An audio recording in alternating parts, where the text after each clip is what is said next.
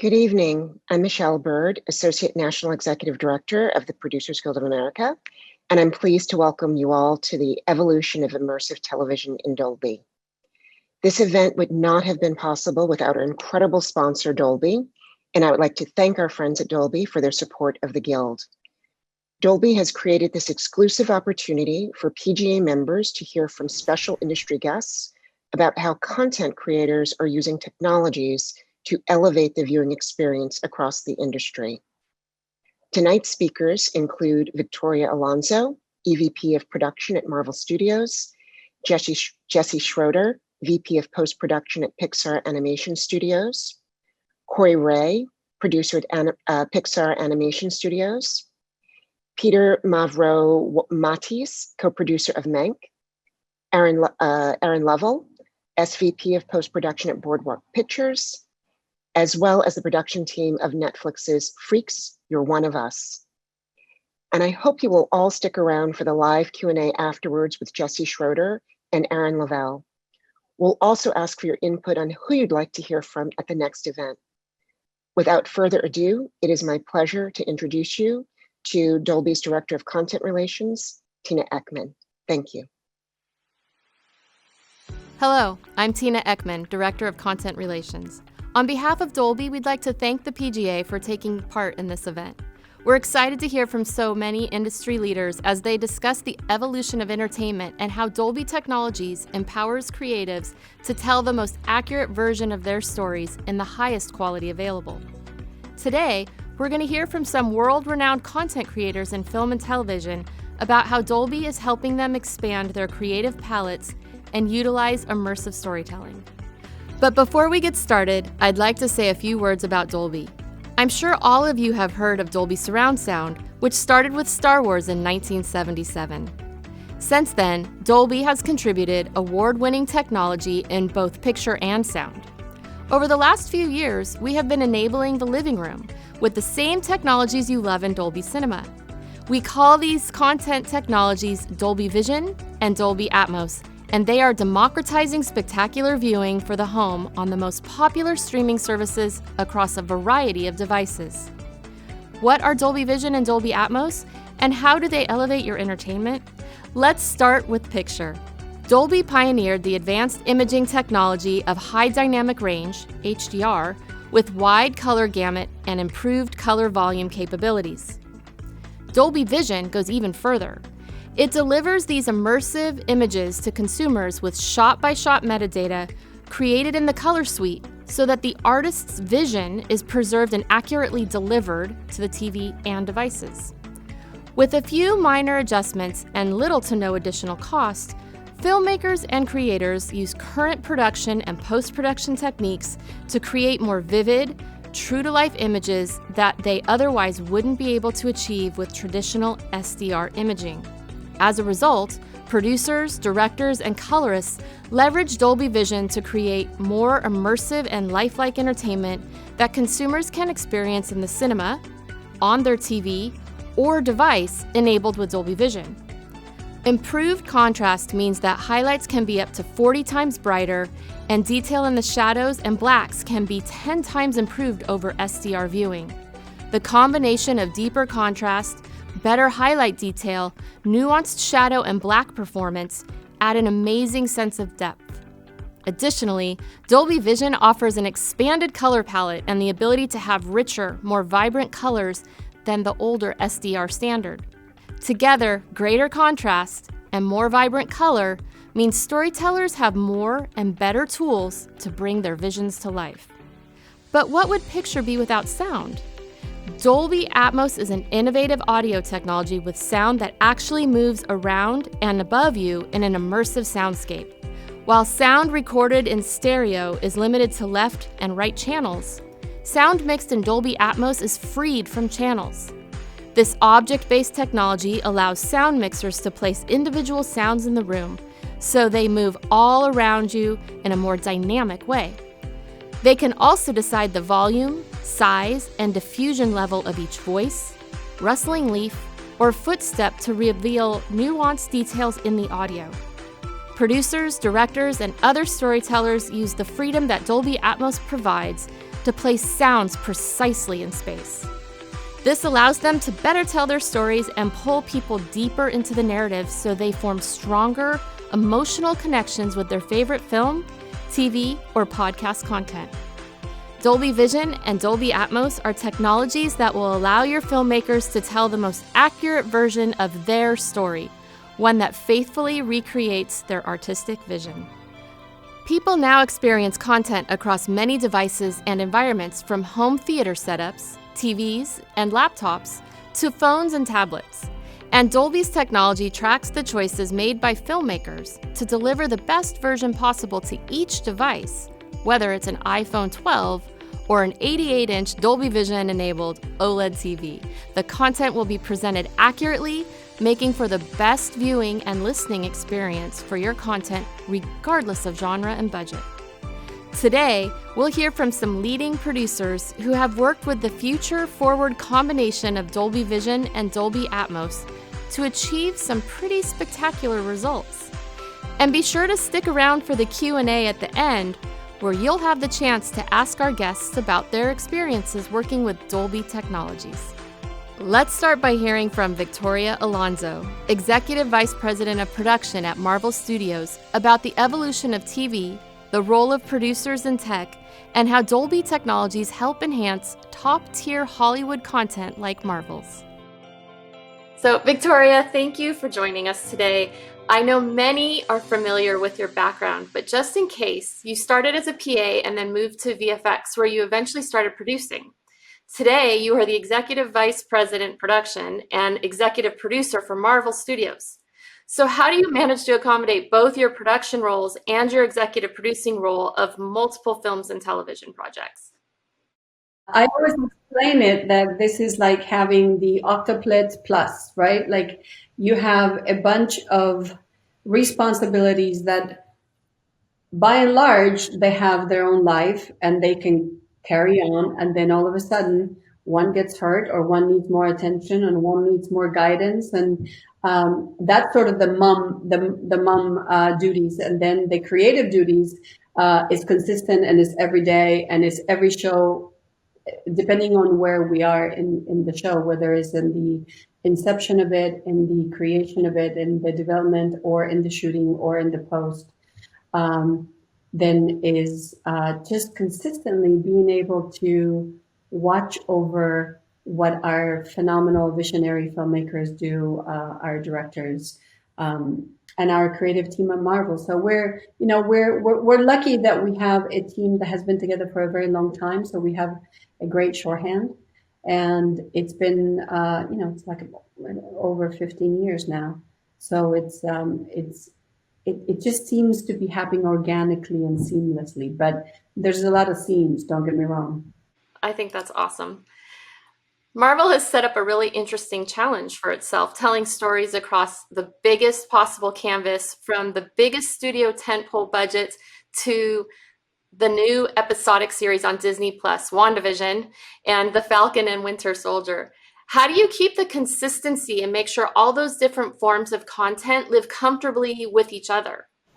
Well, it's not easy, but it's doable. And I'm not saying that we've achieved it 100% in every show, but we have a phenomenal team that is with us all the time in our finishing, that is always watching, always making sure that there are no Starbucks cups in our. And I don't mean to say that as to say something bad about another show, but those are mistakes that happen, and you have to have consistent groups watching, because sometimes you're so micro that you forget to look at the image as a whole, because you had an issue with that one particular thing, or the story has been something that hasn't arrived yet. So you don't look at the environment, or you don't look at other things. So we have a group of people that Evan Jacobs leads, that is it's phenomenal and watches after us. And we have,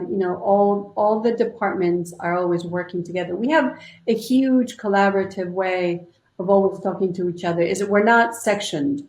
Everyone pretty much is consistently in our soup. And that could be a great thing, or that could be one of those things where you go, oh my God, I wish there was less people, but I never do. I wish more eyes would look at it, because if I fail, then somebody else will find it, so we don't fail the project. Right. Do you think that collaboration is really one of the secrets to your success? I've heard a similar thread with some other pretty successful teams, and it was interesting that you just brought that up. It seems like collaborating early is a good thing in a lot of cases.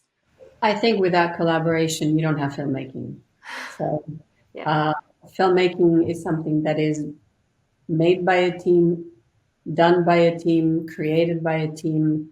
And when people say that is one person, I would argue that. I would argue that 100%. I agree. I think that's a fantastic point. Guardians of the Galaxy Volume 2 was actually the first Marvel film converted to Dolby Vision and Dolby Atmos for the home. The rest of the movies followed in Dolby Cinema and for the home. Totally exciting. I was there actually to see like the whole end 10-year thing. That was very cool, and such a celebration. I was wondering if you recall the first time you experienced content in Dolby and what that was like. Well, the first time was Guardians of the Galaxy 2, I think. That was the very first one that we released on Dolby Vision for the home video. Was it the, I can't remember. To be honest with you, I can't remember. I remember thinking, that looks awesome. We need to do more of that. Please do more of that. You know, we are, I always say that our movies and now our streaming shows, people watch it more than once. And depending on where you are, whether you're 10 years old or, PG-13, 13 years old or 83 years old.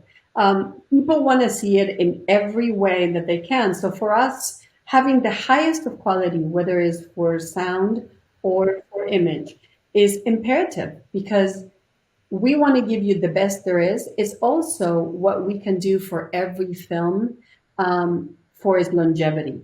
Because once you've seen it in the theater, and I'm hoping that going back to the movies is something that we get to do worldwide very soon, we 100% believe in the theatrical experience.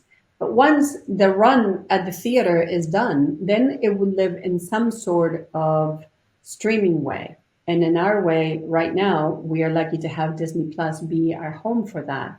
So to have the capability of seeing our films in the highest of quality, that's why we went back and we remastered everything, so that we could reap the benefit of having HDR and be the best quality, although it didn't take away from how the movies were conceived or made, but it was for the viewer of today the best possible way to show you what we created then. But you have also recently shifted Avengers to the living room with WandaVision and The Falcon and Winter Soldier. Obviously, we have seen a shift in television in this age of streaming, including an escalation of production value. Can you share a few thoughts on how you see TV has evolved? Well, I would say that TV has consistently evolved with the times. And I think that one of the things that we do now that we didn't used to do when we had networks that had weekly shows is that we tended to wait. We tended to watch an episode and think about it, feel about it, comment about it, share about it. We are in the binging of streaming, because we are, a lot of the streaming services gives you 4 episodes or the whole season. And one of the things that we did with Disney Plus is that it was important for us to maybe, especially with WandaVision, which is truly our love letter to television, aside from the fact that it's our love letter to Wanda and Vision, it was like, maybe we get back to the expecting of an episode, the waiting for the story to come to our doorstep.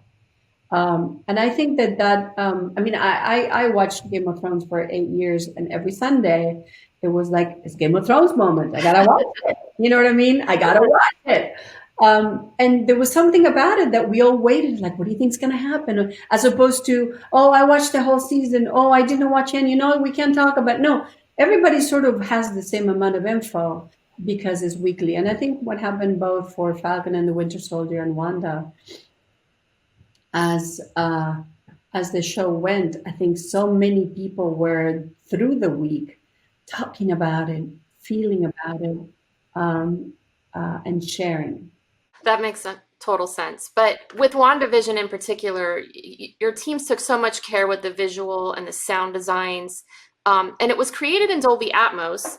And the episode, especially the first episode, it immediately shrinks from the full use of surrounds and overheads to all the sound coming out of the center speaker, which is very lo-fi and representative of the mono style audio of that decade.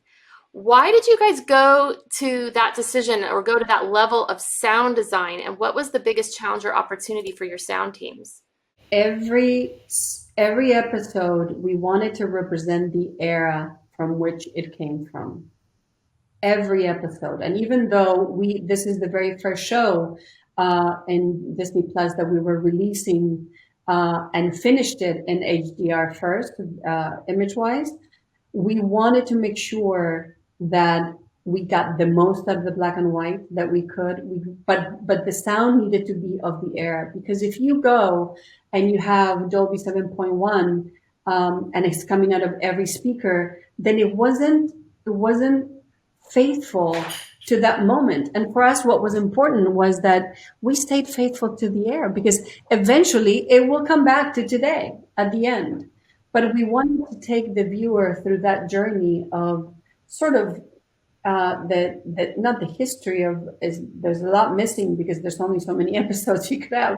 But in the best way that we could do decade by decade, in showing you how we evolved and how our technology evolved and how television was giving us more and more and more. And in a way, by giving us more in image and sound, was drawing us more in. So something that was so external in how we did it in storytelling, the ultimate idea was to get you deeper in.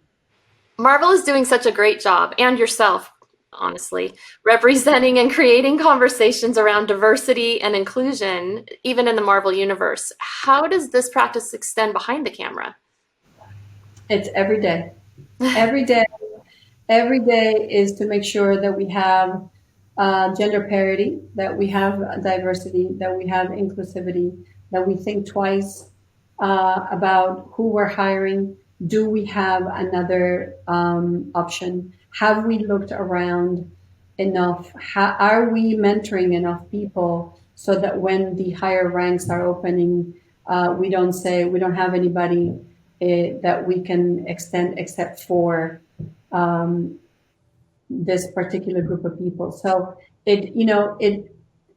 gender parity, diversity, inclusivity is not something that you create in a minute, nor is something that will stay forever if you don't work at it every day.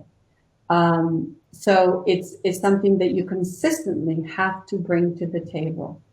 And I was speaking about gender parity and inclusivity when it wasn't sexy, when it wasn't the talk of the town, when it was actually quite uncomfortable.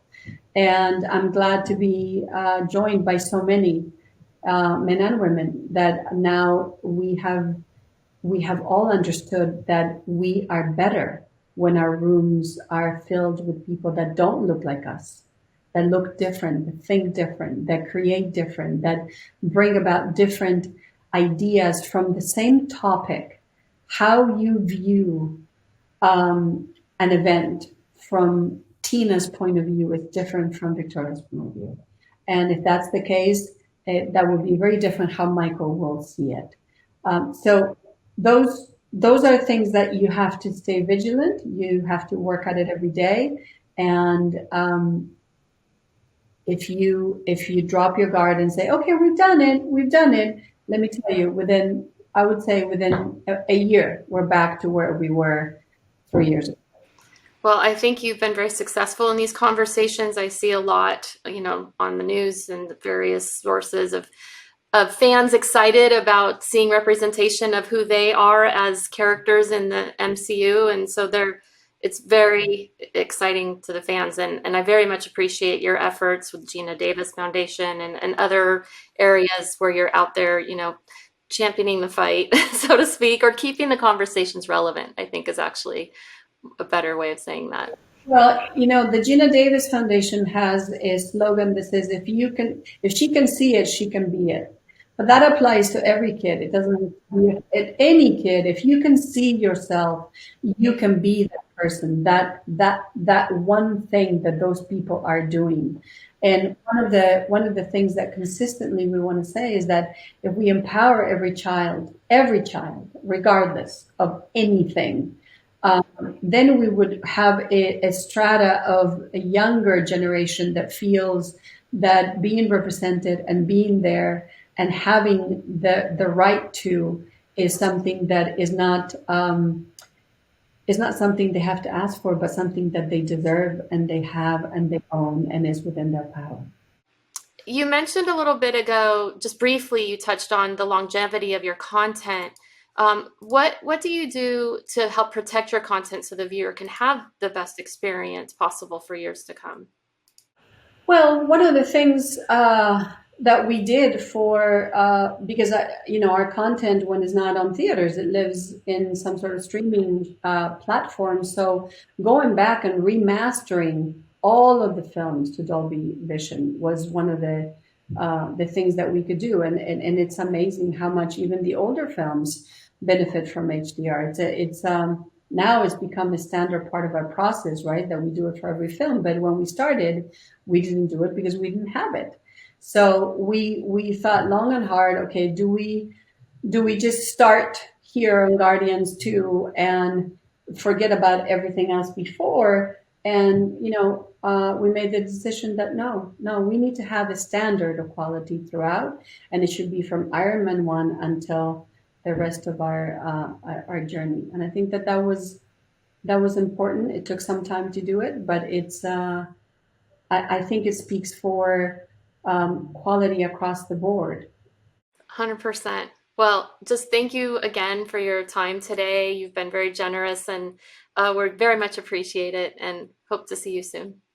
Well, thank you. We'll see you very soon. We have so much coming. Like, be patient. It's all coming. And the theaters are going to open up, and we're all going to have communal theater watching, please. Yeah, so we can feel the energy again. Yes. So awesome. Yes. All right. Well, thank you very much. Thank you all. As producers and creators are shifting towards delivering more in-home entertainment, the leading streaming services are all asking for and delivering shows in Dolby Vision and Dolby Atmos. Marvel produces big, dynamic, colorful images, but Dolby Vision can help with more than just color.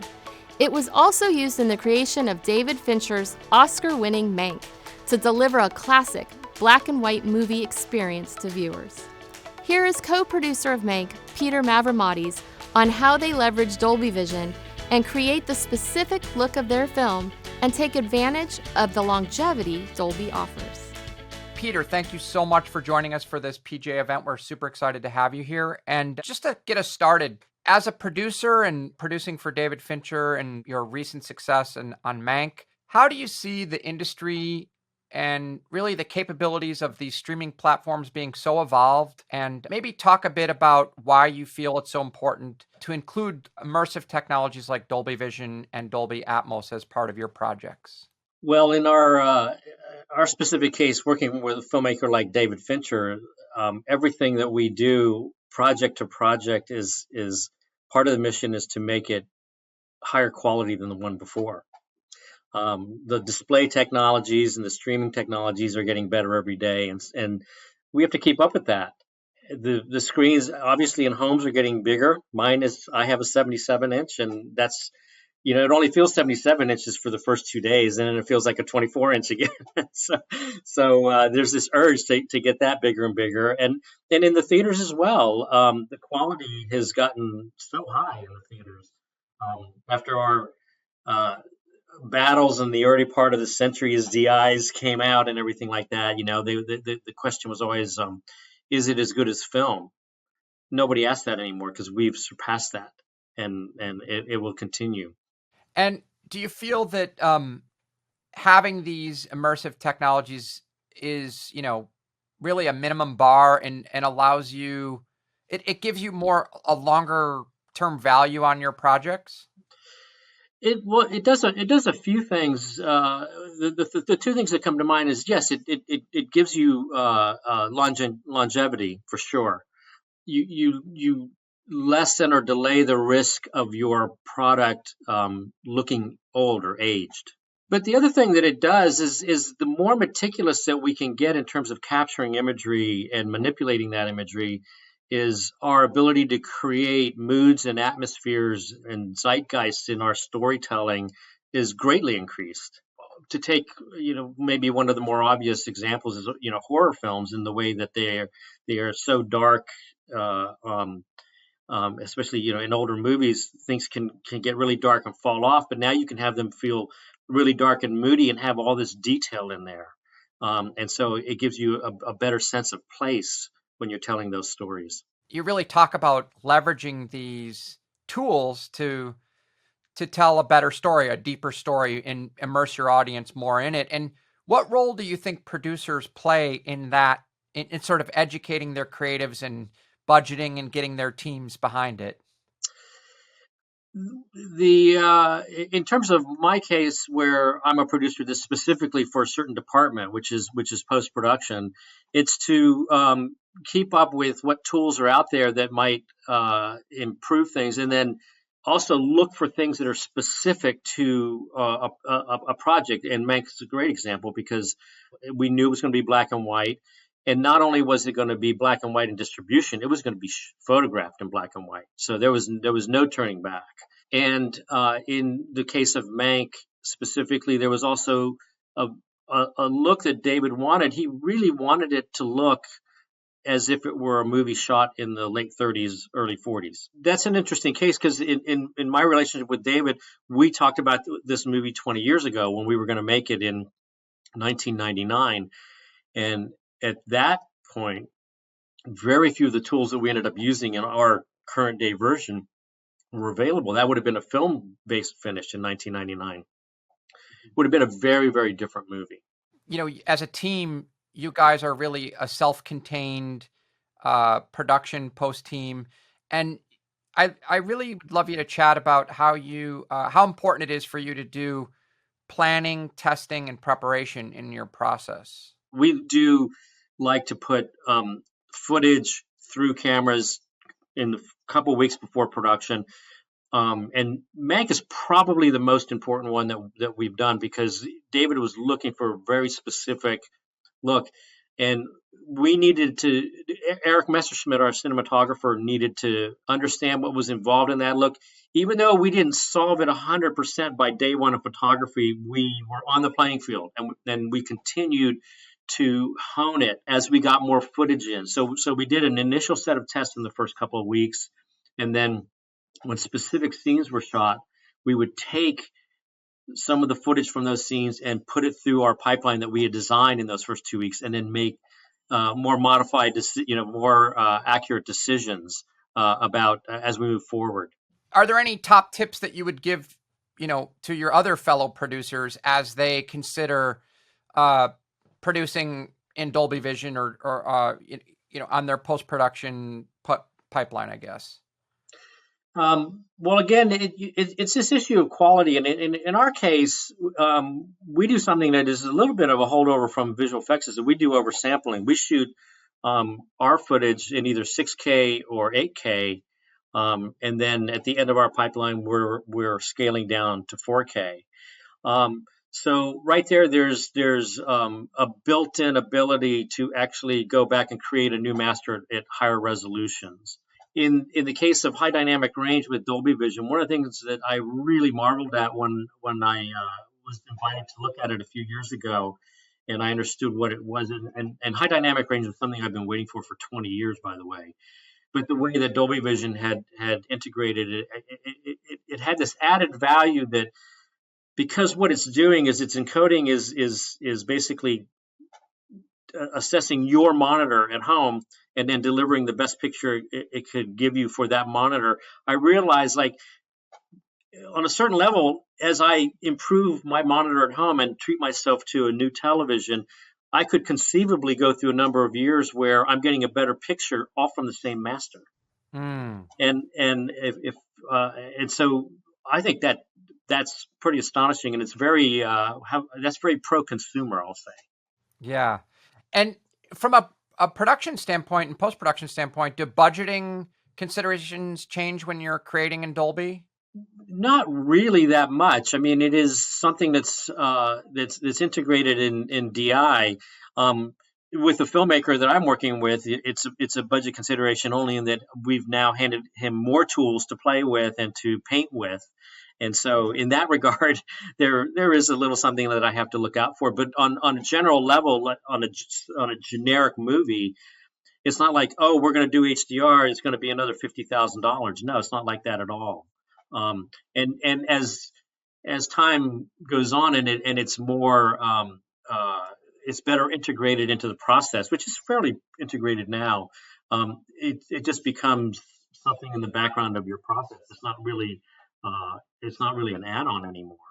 Yeah, and I know in our previous webinar we did, you guys really talked about how with several different versions of deliverables, whether it's Atmos 7151 stereo or Dolby Vision HDR10 and standard dynamic range, that the technology and the workflow is streamlined to help you efficiently manage that, right?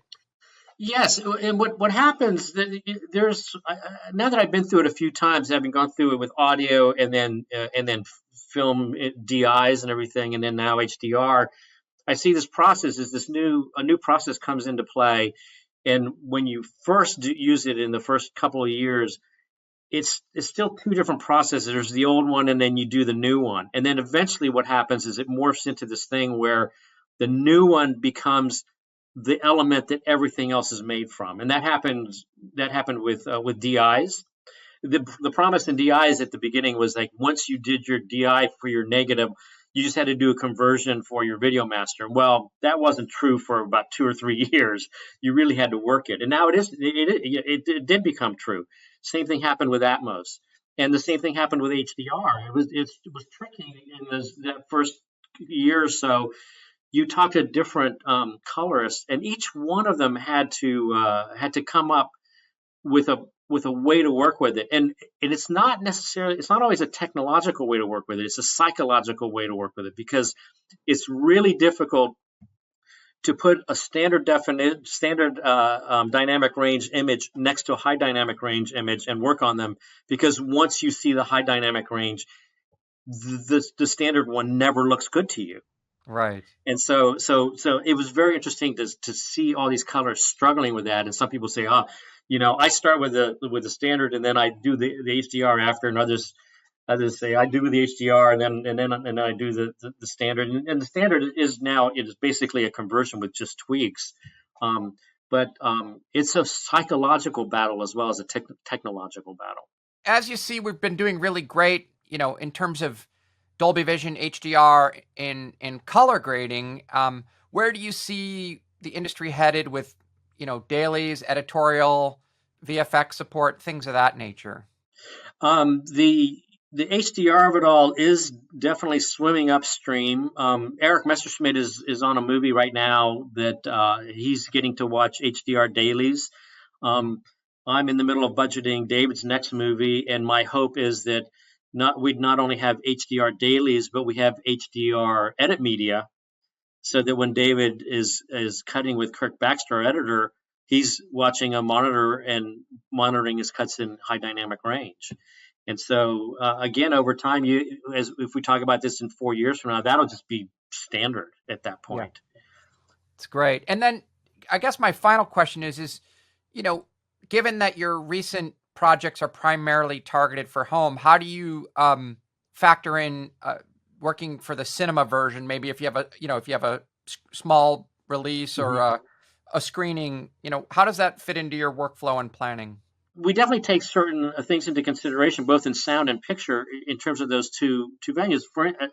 To take sound as an example again, because our primary venue for Mindhunter is in fact television, we're more interested in monitoring and reviewing our mixes on consumer equipment and on headphones and things like that. With Mank, which was intended to go in the theater, we actually did during COVID times go to Skywalker Ranch and monitor that. And the grading for a movie would be the same way. Is that we would ideally we didn't get to do it for Mank, but ideally what would happen is before we lock down that color, we would actually output a DCP and go watch it in a theater. I mean, we did do that for QC, but we would have done that earlier in the process so that we could experience it on a big screen. Well, cool. Thank you so much. I think this has been a great, little view into your world, and we appreciate you helping us out. Very good. Well, thank you. My pleasure. If you haven't seen Mank yet, please check it out on Netflix. And also the 2 seasons of Mindhunter are amazing. If you're interested in a little bit deeper dive, we do have the Mank webinar that we recorded just recently, and it's available. You can check out the URL here. It has Peter, as well as the DP, Eric Messerschmidt, and the colorist, Eric White. And they provide a lot of insight into leveraging Dolby Vision for storytelling. Thanks again. If you're a foodie, chances are you're familiar with Boardwalk Pictures. Best known for their cinematic food documentary series, such as Netflix Chef's Table and Street Food, they bring a unique take on the genre by infusing moving, personal narratives with dazzling culinary photography. Here's Aaron Lovell, Senior Vice President of Post-Production at Boardwalk, discussing what Dolby Vision and Dolby Atmos bring to the table. So we're here with Aaron Lovell. He is Senior Vice President of Post-Production at Boardwalk Pictures. And Aaron, thanks so much for joining us today. We're going to talk about some productions by Boardwalk that are in Dolby Vision and Dolby Atmos. Chef's Table Barbecue, and Street Food Latin America, Street Food Asia. You know, when I first started watching some of those series, I thought, okay, it's pretty shots of food and recipes and watching people pour ramekins into larger ramekins and so forth. But it's, I'm struck by the storytelling in those shows, and they're very human shows, and that, they really tell you about the lives of the chefs, and some of them have amazing and sometimes tragic backstories. What's kind of the approach to how you come up, how you choose who you're going to feature in the show, and then how you kind of delve into their lives? I think we have an amazing research teams who are just going out and finding all these really unique stories to tell. I mean, honestly, I think we have trouble paring it down to tell the stories that we want to tell because there's so many amazing options out there. But I think what we look for are those human stories that are just, not your run-of-the-mill, like a chef who just makes beautiful and delicious looking food. We want chefs and we want stories that go deeper and tell a more human story. I think by telling a more enriched story, we're able to kind of give audience other areas that can draw them in, and is very intriguing. I mean, I know that's what drew me to the Chef's Table series myself. Cool. There's amazing photography in all the shows. Every episode you can tell is really lovingly shot. It gives all of the series a really distinctive look. Are those shots kind of planned in advance, or do you know what you're going to spend time on versus what you're just going to run and gun? What's the shooting style like in the series? I mean, again, I'll throw it back to our amazing producing teams who set up these amazing storylines in a sense. They do a lot of research ahead of time with our chefs and in our locations, and kind of know that they want to capture something that goes beyond just watching them work in the kitchen or watching them shop in a market. So we do I don't want to say we set up shots, we don't stage anything, but we take extra care to really make sure that we're capturing a very atmospheric sense to our stories. And, you kind of touched on the fact that we use a lot of high-speed photography. I think that slow-mo gives it a super cinematic look.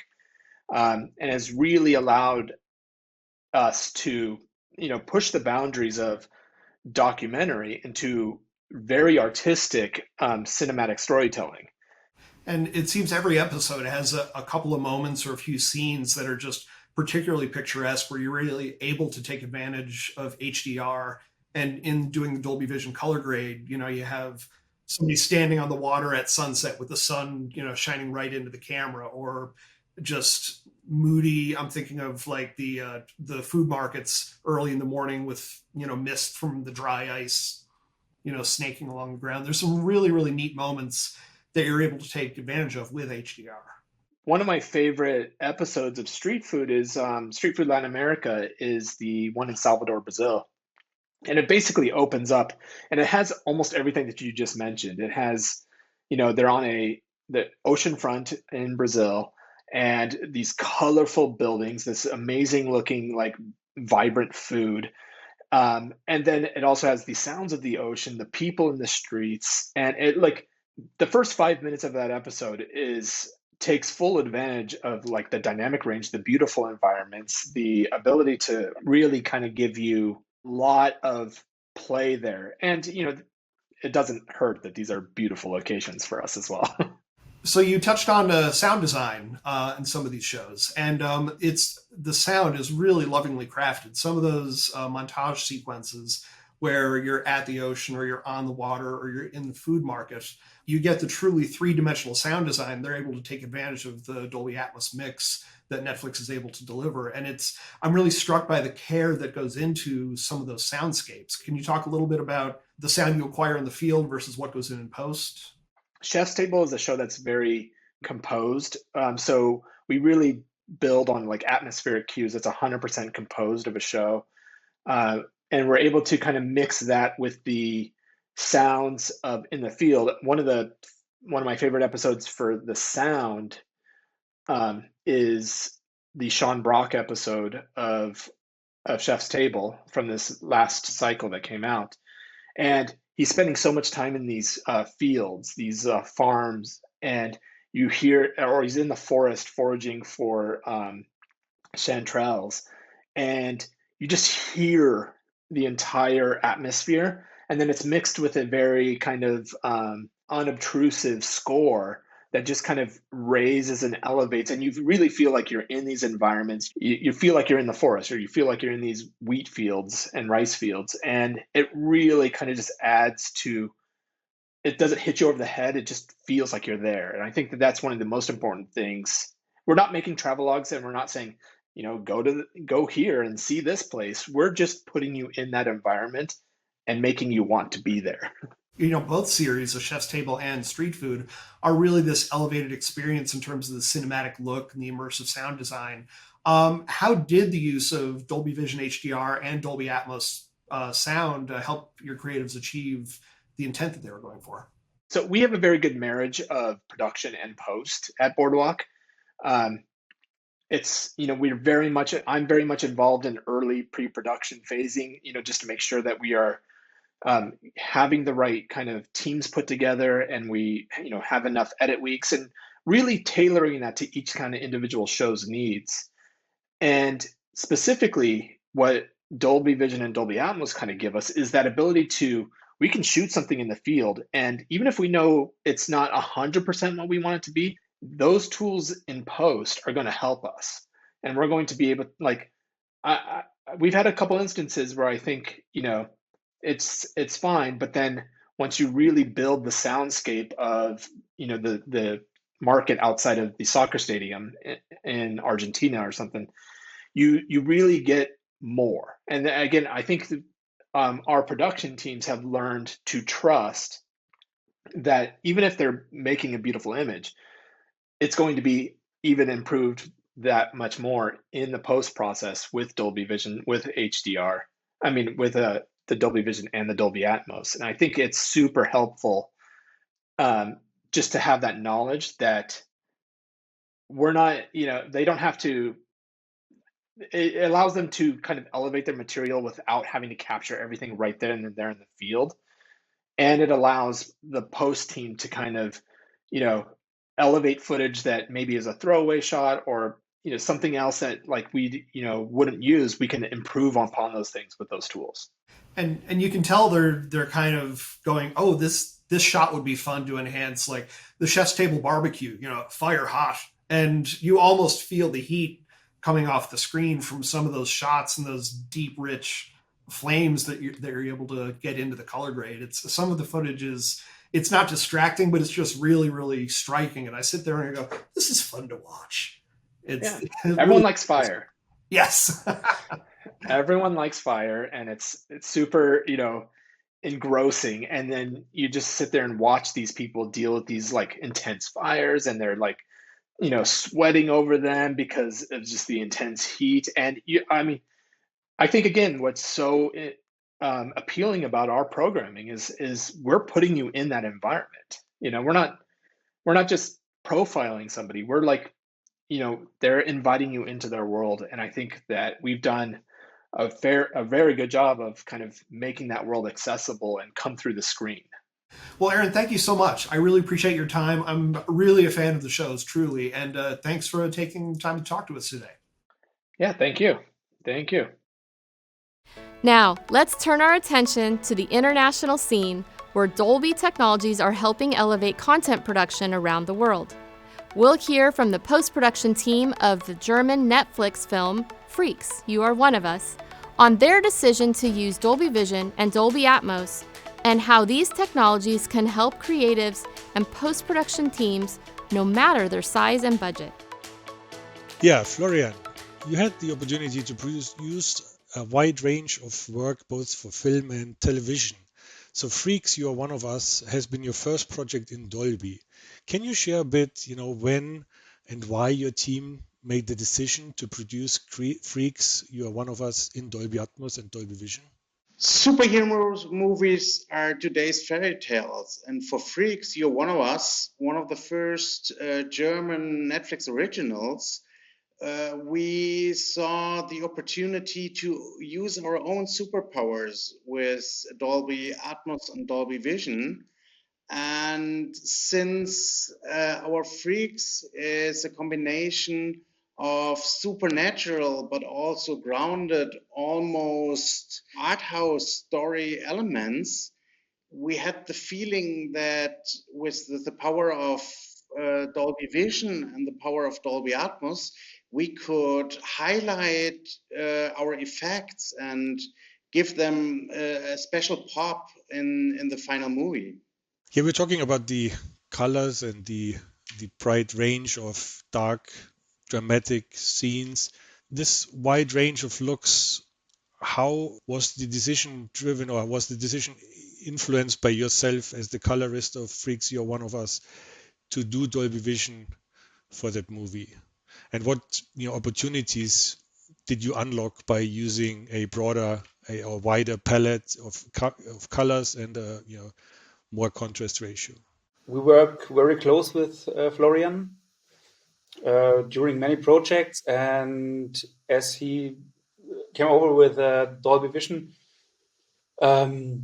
I really pushed this idea, and I love it because the opportunities you have, they're so great. For example, you have a party scene with a garden party. It's a barbecue outside, and it's a sunny day, and you really can tell the story that much amount of light you can have on the monitor, and you can show a bright day, a sunny day, and also you are able to get really, really dark and have moody pictures because the popping highlights are still enough to see the actors and everything, and you have a great range, a great palette to work with this many contrast.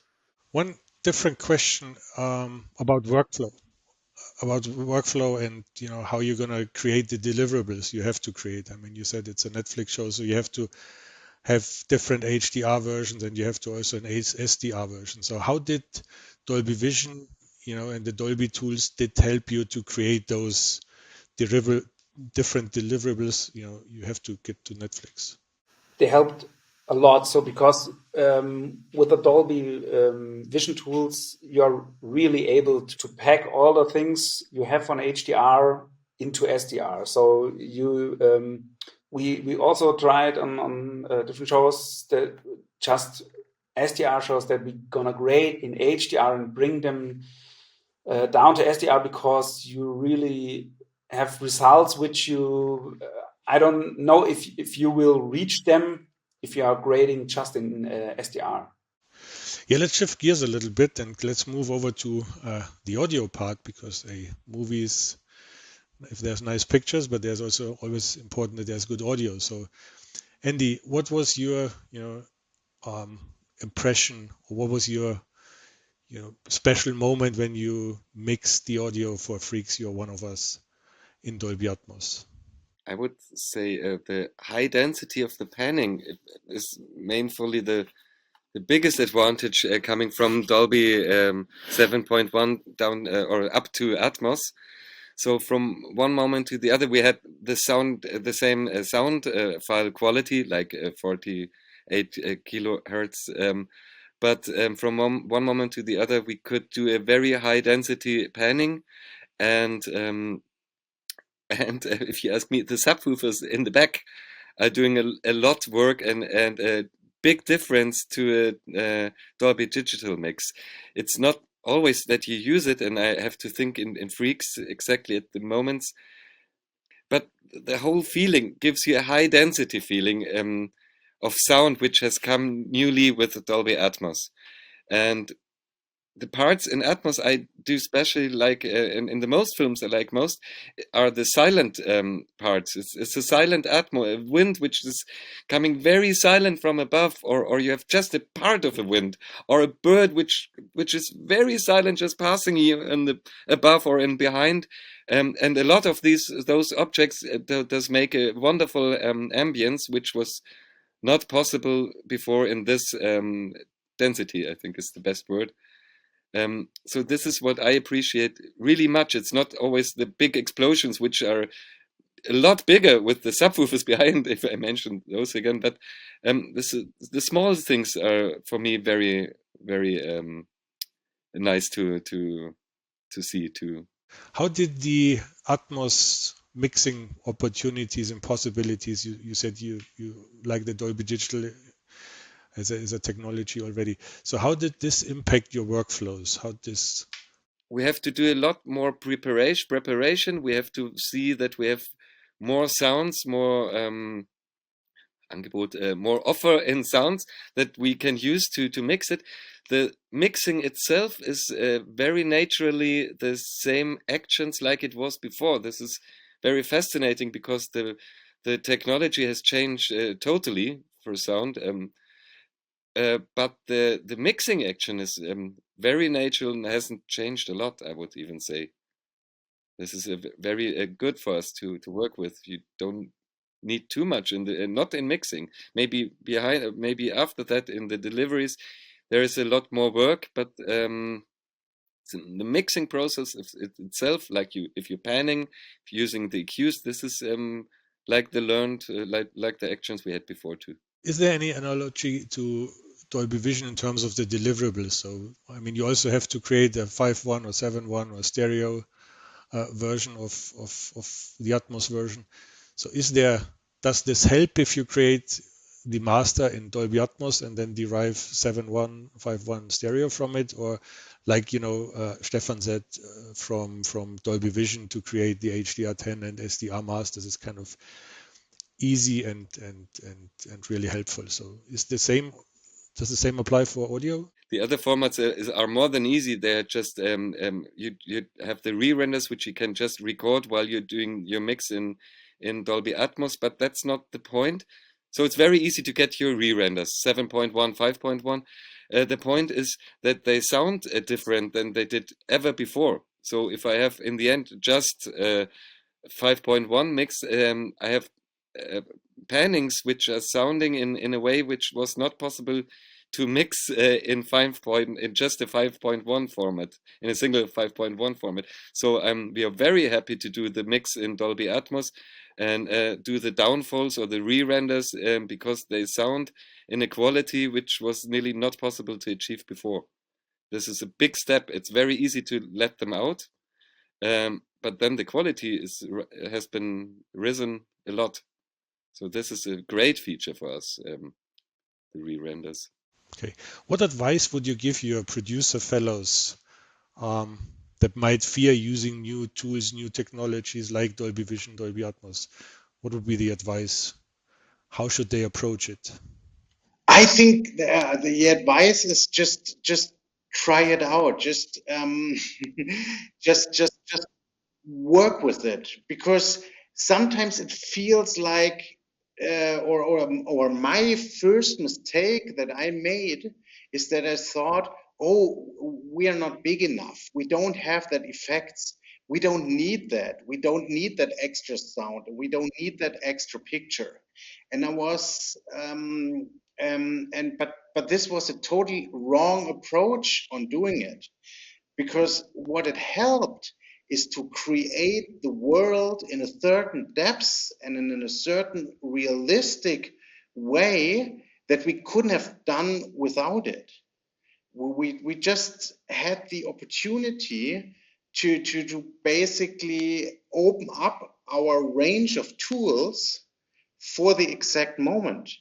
And the other advice that I can give is what Stephan was highlighting before, is use it wisely. Test before you use it, and know what you wanted to do it, because I have seen other HDR projects where people are just trying to get in every shot basically the total amount of what's possible.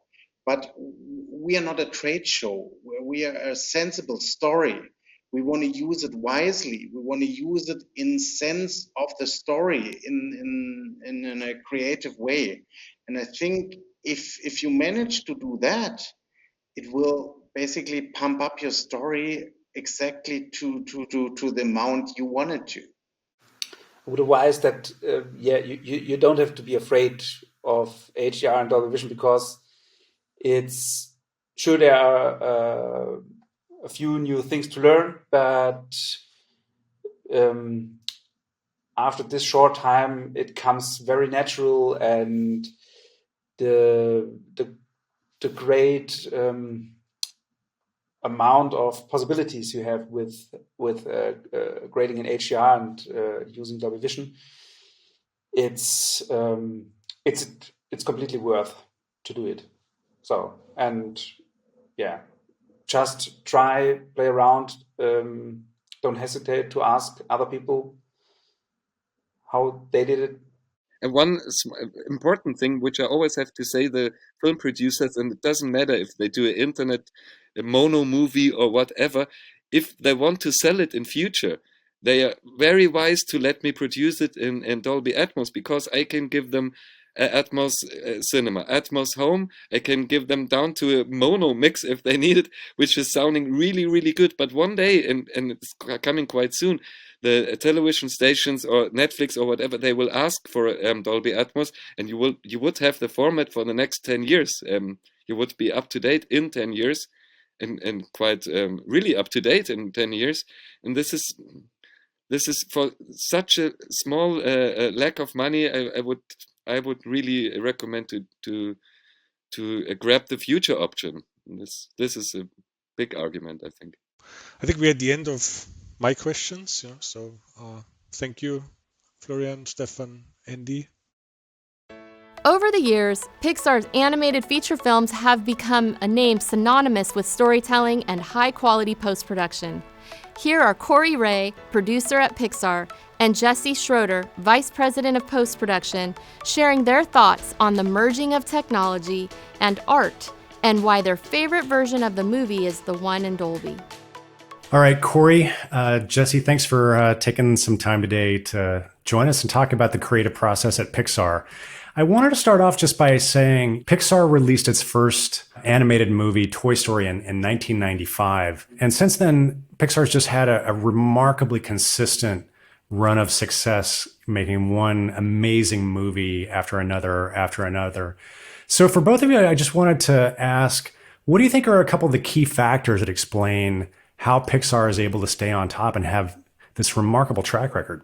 You know, a lot of it just comes from the origin of the studio, and it coming from, this group of storytellers who really kind of understood the importance of story and what it requires to actually create a good story. So I think, when I talk to friends who are in live action or other types of filmmaking, I feel so incredibly lucky. And when we talk about our process and we talk about the time that we are encouraged and allowed to take on the story, it's just phenomenal. It's an opportunity that I don't know that you really get in many places. And so I think we really focus on that story for the first 2 to 4 years of our process. And we solicit so much feedback, putting the movie up, tearing it down, putting it back up, tearing it down 8 times over the course of a few years. So it's in our DNA from the origins of Pixar. But I think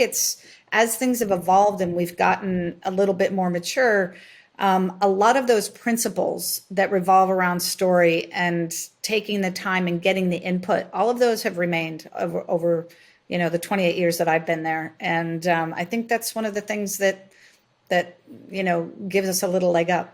Yeah, I don't think I could add too much more to that. And other than saying, being new at Pixar only for 4 years, I was always a big fan of Pixar for their story and for just having such a high bar in terms of the quality of finish. And so that was, when I was able to have the opportunity to work at Pixar, I jumped at the opportunity because of that appreciation for that story and allowing the artist to have the time to craft the best movie possible. So, Jessie, I have a question for you, which is, you've had a very successful post-production career. And as you said, you're relatively new to Pixar, having only been there for 4 years. What's unique and distinctive about Pixar's approach to post-production? It's a great question. I mean, we're, in live action, there's a clear delineation between production and post. Where in animation, the lines are a bit blurrier. I mean, some of the team, starts right when the dialogue starts recording. And because our, DPs and our grading team are all under one roof, conversations are starting early about how is this image going to translate and look in high dynamic range and Dolby Vision. And so it's kind of like a fantasy in ways for a post person because we're kind of in post at all times in ways if you want to tap into it. So I'd say that's one of the biggest differences, and just immediate access to filmmakers. It's great that we're all under one roof. Because in the outside world, I was lucky to be involved often on the bigger projects. I'd be at least consulting in pre-production or production because so many key decisions in sound and music, and picture, happen so early, especially in your color pipeline. But sometimes that doesn't always happen and you kind of have a lot of surprises in post, where at Pixar, we're able to get ahead of that, and think about it through the process. And, there was work happening on and onward, we were scoring early, color grading early, with Soul, another great example with the music, we got into that very early in the process, for lots of different reasons. So I'd say that's kind of the biggest difference. If I can make a generalization, I would say that before Pixar, when you're talking about sound for animated films, it was really driven by dialogue and music, and often there was kind of a minimal role for the sound effects and sound design. But from the earliest Pixar films on, they took a very different approach with a much more naturalistic and nuanced approach to the sound design. And it was almost like if you closed your eyes, you would be listening to a live action film. And I'm curious for the both of you, why do you think that approach to the sound was important to Pixar, and what effect did it have on the audiences? It's a great question. And where I go is I think because in computer animation, we have to we have to design and build every single little thing. I think in some ways it's like, yes, just keep that going in post. Like because we have to make it from nothing. So we don't have anything that we're not shooting anything and inputting everything into the computer. We're literally building every prop, every character, every set from scratch. And so I kind of feel like that's the way we approach sound and sound design, is kind of building it from the bottom up. It really is kind of a sound designer's dream, and filmmaker's dream, because like Kori said, we're creating everything from scratch. And I think that's also why Dolby Atmos really lends itself, because with animation, I feel like you can get even more immersive without distracting the filmmakers, or with your audience rather, because we're kind of taking them to these new worlds or new characters and doing things in animation you can't do in live action that are just physically not possible. So it really lends itself to kind of that immersive sound. This is a question for both of you, but I just was curious about, since Pixar was very quick and early on to embrace Dolby Vision, what are some creative possibilities for story that you feel are opened up by HDR and by Dolby Vision? I think for, a couple things we did on Onward where that I think were really effective, that were necessary for story, but that visually are amazing, is there's scenes that take place in pitch dark.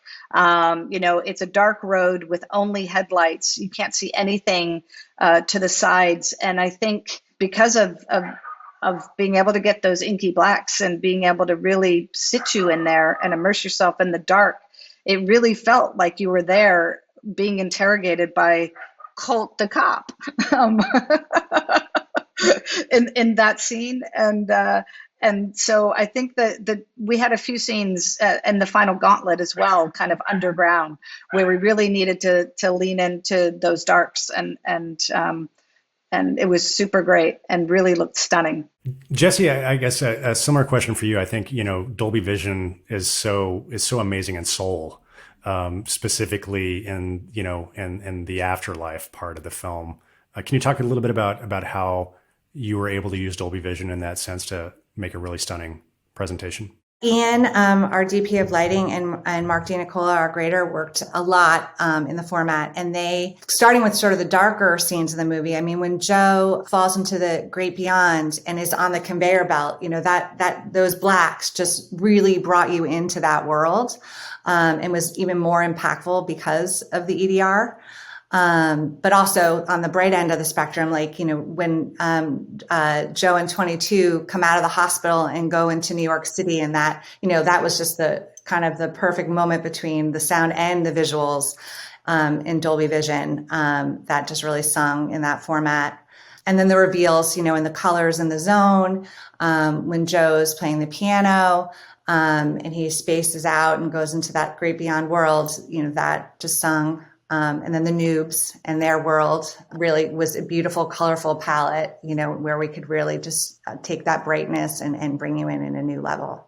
I think we've all had a lot of experience, and especially in live action, of people not really engaging with the sound part of the creative process until they're late in post-production at the kind of the end. But the Pixar way is to have the sound team very engaged from the beginning of the process. And why is that important to Pixar? And what do you think creatively that gives to a project to be thinking about sound from the beginning of the process? I think a lot of it does, it begins early for us because we put reels up so many times. And so and in order to make those reels feel real with an A, we want music, we want scratched music, we want the best scratch dialogue, and we want sound effects. So our internal editorial folks start playing with that kind of early, and then we bring in the other sound designers to kind of start collaborating and start creating libraries, to kind of see what we're doing and get a flavor, meet with us. And then we start pulling, from the sound designers in the later screenings, we start pulling in some of their effects that they're creating and start laying that bed of new sounds and better sounds. And so I think it's just because we start so early putting the whole movie up and needing it to feel like a real movie in order to tell whether the story's working or not, that we start dabbling, day one, as soon as we start creating the reels. Jessie, what do you wish producers knew more about Dolby Vision and Dolby Atmos, particularly at the beginning stages of the production, as they're kind of designing their films and thinking about how to put these shows together?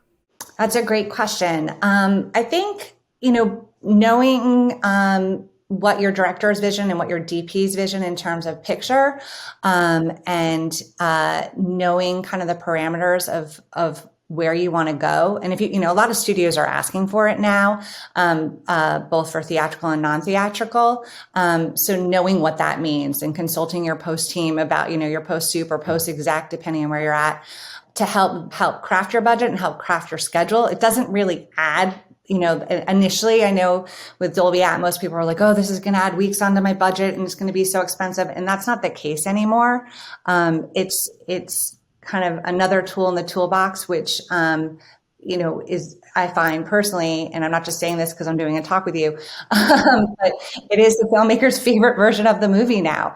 And, people, working with so many people who have been doing this a long time and really miss photochemical, those blacks that we were talking about, you can get that now with Dolby Vision. And so knowing that that's out there and that is something that is available to you. And the same with the sound, that it really can enhance your film, and it's a decision you want to make earlier. It's not something you want to decide halfway through post, because then it will be expensive. It is phenomenal to see it in those formats at the end, when we're kind of used to seeing it, imperfectly for years and years. And then when we get the opportunity to see and hear it with all that incorporated, it really is mind blowing. And it totally, that's at the end of the process when we're tired and we've worked on a movie for 6 years. And I swear to God, when I see that version with everything, all of the Dolby incorporated, I'm like, I'm ready to do it again. I want to go now make another movie. And it's quite impactful. For both of you, on the movies that you worked on, are there any favorite scenes or moments when just the amazing sound and picture came together in a really compelling way?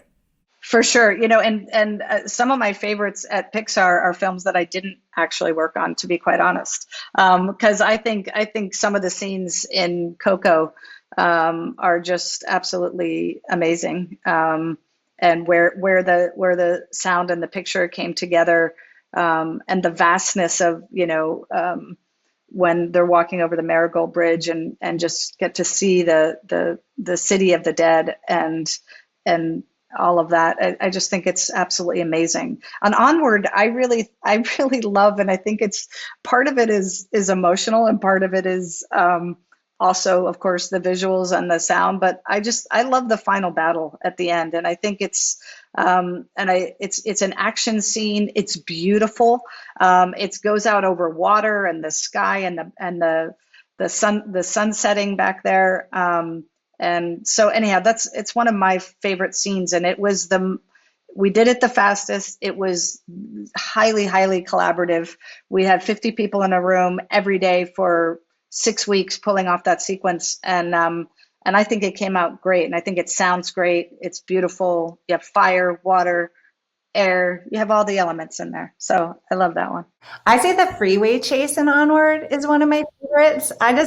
Every time that came up, wherever it was, I love it. I just think it's so fun. It's so suspenseful, and there's just I thought it was just so well done. Yeah. I loved it. Yeah, I know. Our first chase sequence really for Dan and I, and it was a doozy.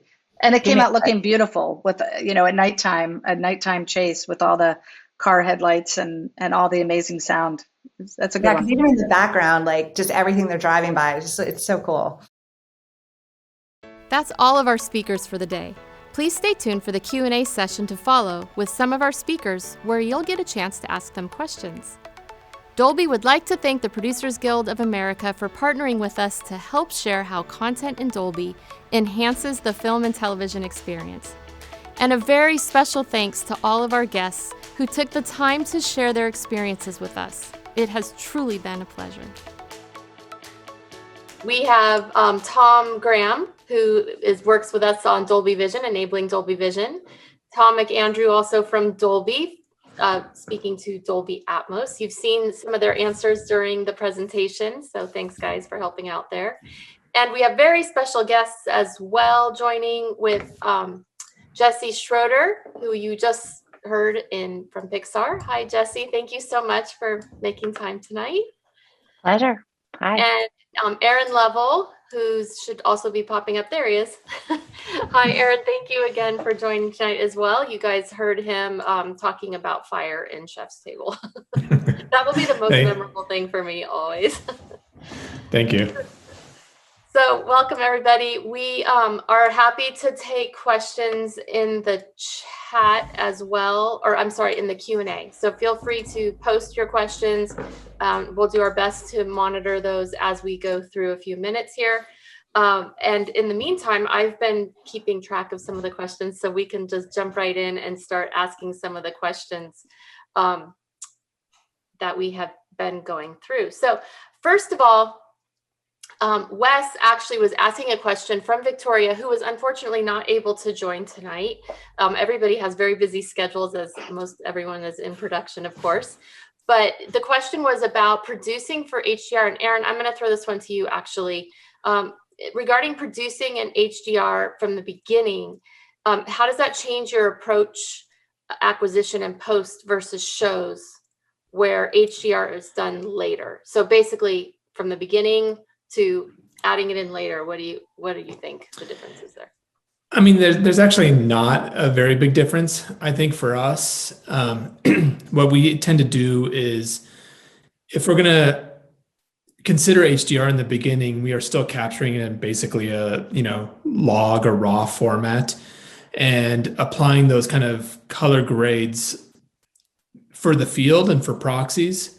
But then we're essentially keeping the raw in its normal state, so that when we get into the post-production process, we can reapply those looks, because we're generally not working with high-res media. We go to an offline media scenario that we can't just carry all HDR color and Atmos sounds with us the whole time. So I would say it's good to consider it at the beginning of the process and to budget time, and it helps you set up shots specifically in terms of like capturing the right kind of lighting. And I think that's a big kind of component of it. But there's not a ton of actual, at least in the documentary space, I don't want to speak for, I know there's a lot of consideration on, like, say, the scripted world where you're setting up shots and it's very specific lighting.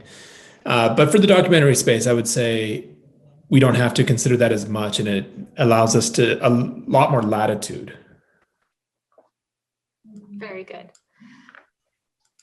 Okay, so Tom Graham, Cedric is asking, is there a home setup for working on Dolby content that someone would like to use?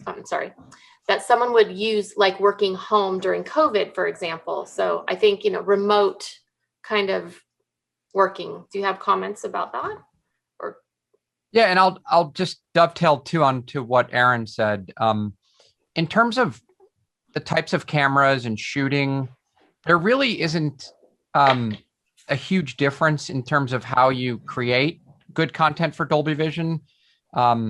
Typically, you want to use like a camera raw format or a high bit depth log, and you want to make sure to not clip in camera. So you want to be sure to protect your highlights. And the cinematographers who shoot for Chef's Table do an amazing job of capturing that detail. And I have to say, season 4 Pastries is just as good as Fire. So I'm going to throw that out there. And then in terms of independent filmmakers adopting Dolby Vision, it is very, very doable.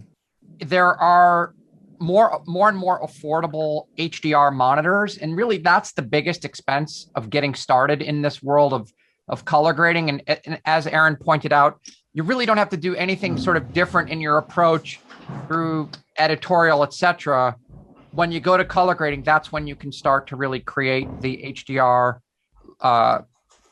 image and the Dolby Vision metadata. And essentially, DaVinci Resolve supports that. That's a product that starts at, I believe, $300, the DaVinci Resolve Studio.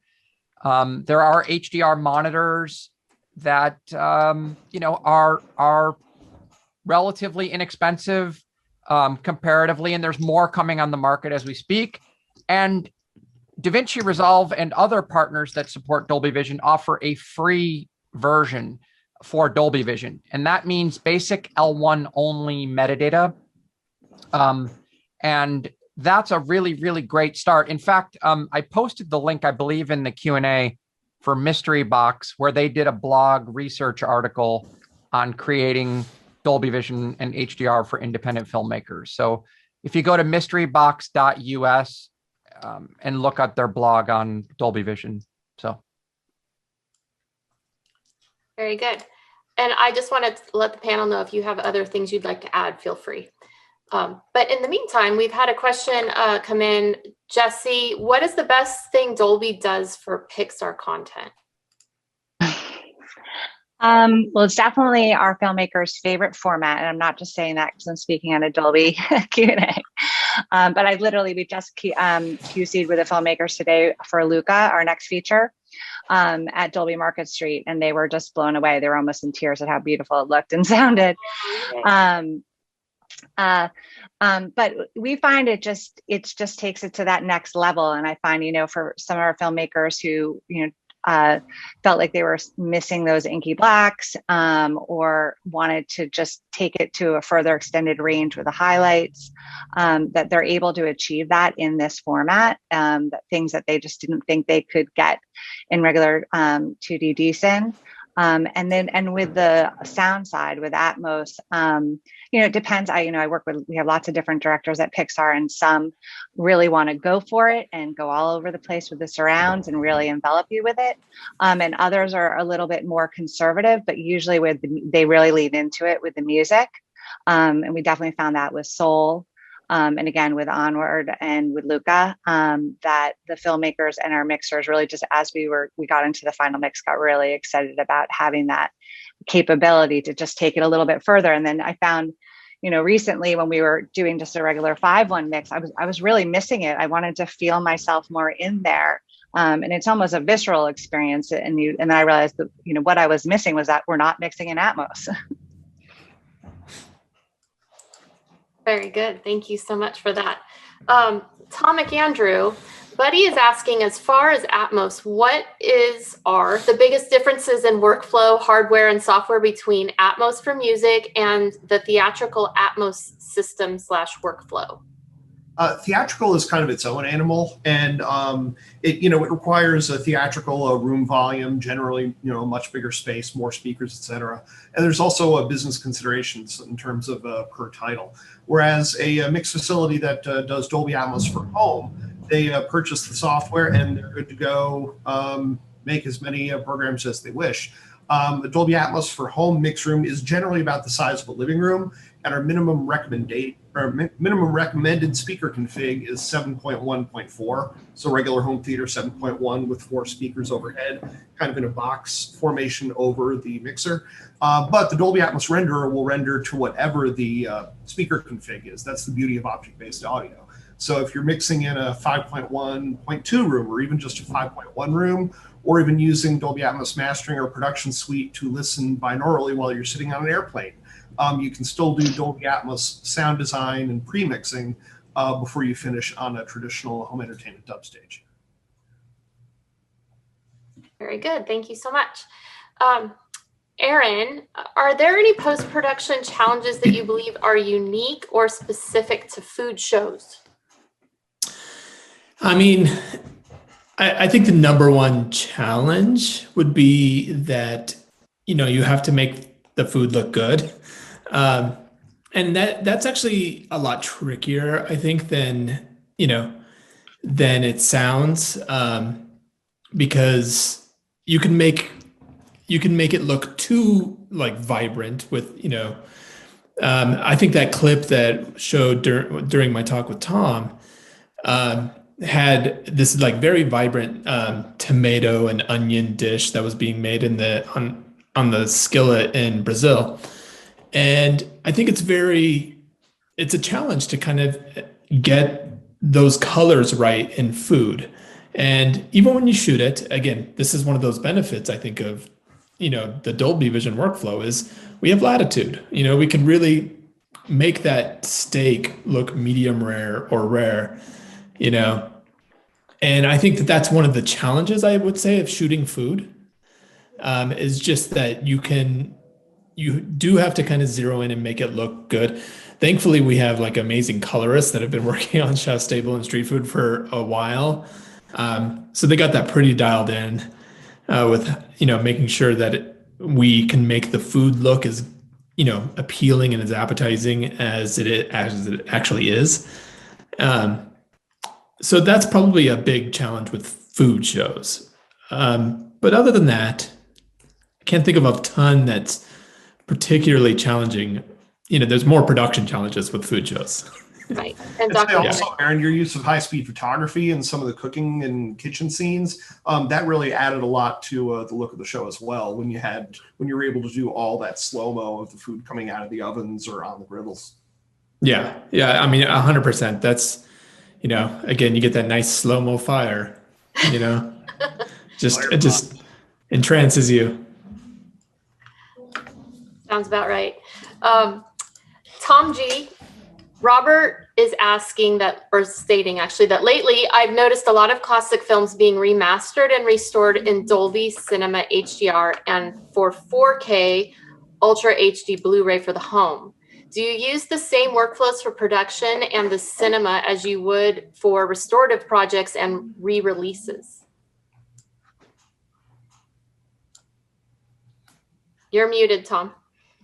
Yeah, essentially, the workflow is the same.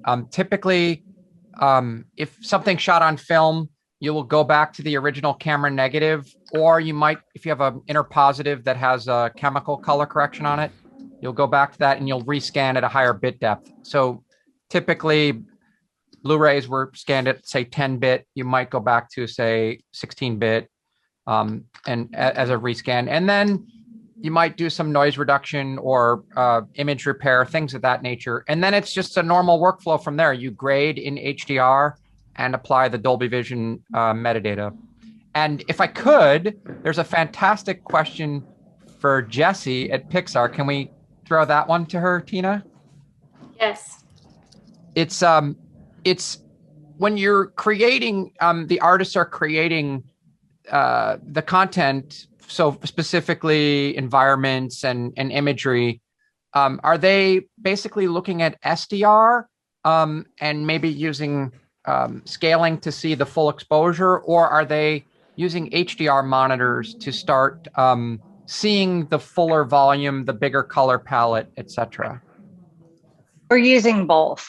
So we're fortunate in that way that they're able to look at both, and then we'll bring things into the grading suite, which we're fortunate in that we have a grading suite in-house, that then they can come and take a look at it in the different formats to ensure they know how a sequence is going to react. That's great. And I think my experience talking with folks like you is that when you have the color grading suite down the hall and the artists are, down the hall, maybe they only have one or two monitors, but they can pop into the grading suite and they can react and see how things are maybe too bright or too white or this. They can go back then and iterate. And is that also, your experience too, Aaron, that you have that connection? Well, we have more of a traditional, linear workflow, so we aren't jumping back and forth into color so much. But yes, we are making those color adjustments on the fly in our grading processes. But unfortunately, we can't go back and actually change an object as easily as I think Jessie's team can. Yeah. I wish we could. You do have to sort of work with folks about managing titles and things like that, right? In that sense. Yes. We have a pretty robust clearance process. Cool. Very good. Actually, so Clement has an interesting question, Jessie, about recreating CG content. How do you craft environments and such for ultimately use in HDR? Do you also do it in SDR and then reiterate it through the grade, or do you create with HDR monitors? Basically, just what is the workflow? I think is that was my question, Tina. I was kind of rephrasing his question. Okay, good. Sorry, I didn't realize that. I was really checking out questions as well. Thank you. That's why we were laughing. Very good.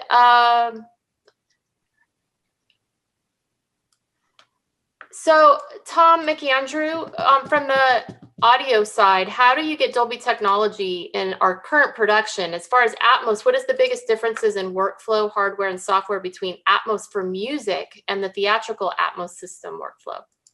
I think we already discussed theatrical versus home entertainment, music and sound for picture. I would say that, you need a Dolby Atmos renderer, whether it's our own standalone product or it's a renderer that's built into tools like Nuendo or DaVinci Resolve. For that $300 Tom Graham mentioned that you can get a Dolby Vision color grading capability, you can also get Dolby Atmos mixing capability right in Resolve. So that's a heck of a Swiss Army knife. But like I said before, you want a home entertainment mix room to at least finish in that's a 7.1.4. And I'll also fold in the question about how's audio post evolving coming out of the lockdown. Do you see creatives preferring remote listening sessions, or are they wanting to go back to attended sessions? I would say they're doing both. We've heard a lot of creatives doing remote listening. In fact, doing live remote listening using the Dolby binaural renderer and listening on headphones.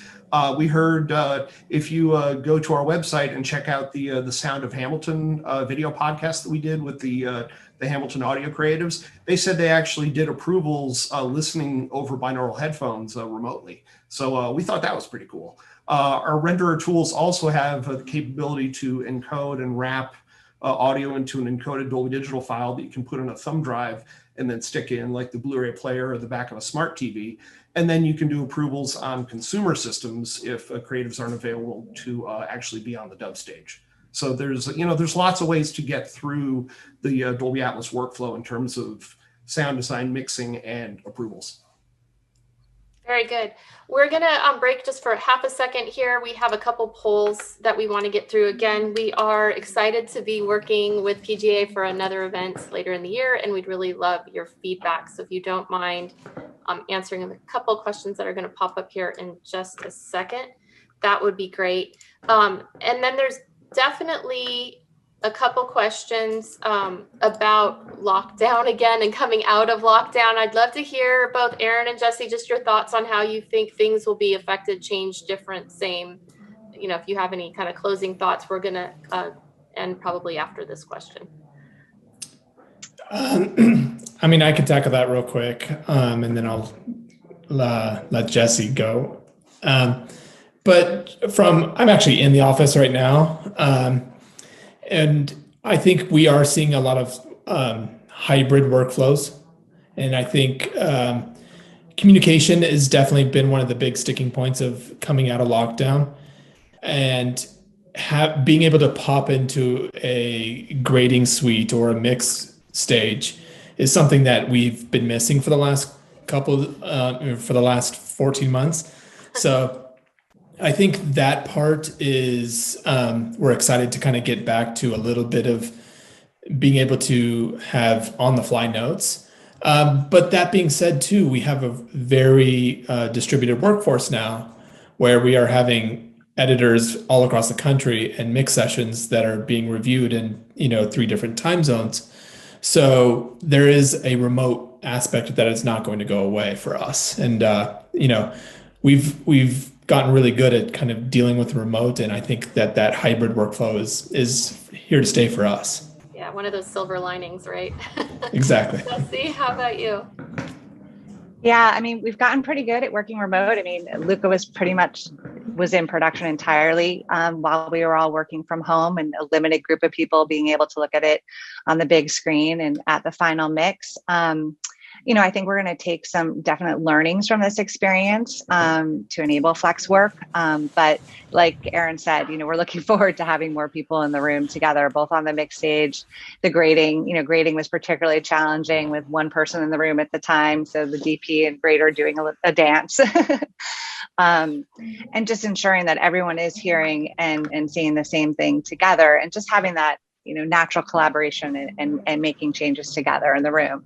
But I think we've all learned how to become better filmmakers through this very challenging year. So hopefully we'll be able to adopt some of those new learnings.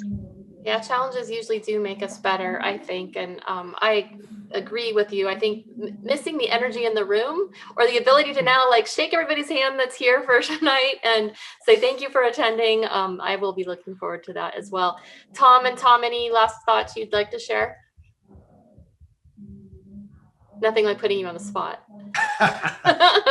No, just that we're here for y'all. So anyone who wants to produce in Dolby, contact me personally, tom.mcandrew@dolby.com. Graham, you can shout out. But we'd love to hear from you. We'd love to help with your projects and creating more content in Dolby. And thanks everyone else for participating. Yeah, it's been a lot of fun. A lot of great questions. Thank you. Yeah, for sure. And we actually have an idea on how you can get in touch with us. So I just want to thank you all. Thank everyone for your time and this super engaging conversation. In a minute, you're going to see a URL for our PGA resource page that will be on the screen that you can visit at your leisure. And this recording eventually will be available as well. I wanted to call out, though, the form at the bottom of the page, because there is a button there that you can say, please have Dolby contact me directly, so that we can answer some of the questions we didn't get to tonight, or if you have other things that pop up in the meantime. In addition, you can view videos, trainings, and content in Dolby Vision and Dolby Atmos on the same page, and those will be available for people that have devices enabled with Dolby to see them in Vision and hear them in Atmos. We very much appreciate our content partners from our program tonight, Netflix, Marvel, and Disney, Pixar, for their clip contributions for this program. It was amazing. A huge thank you once again to Jessie, Schroeder, and Aaron Lovell for joining our live conversation tonight. We appreciate your extra time commitment, and your insight is very valuable to all of us that are watching. Also, thank you to the PGA for supporting this event.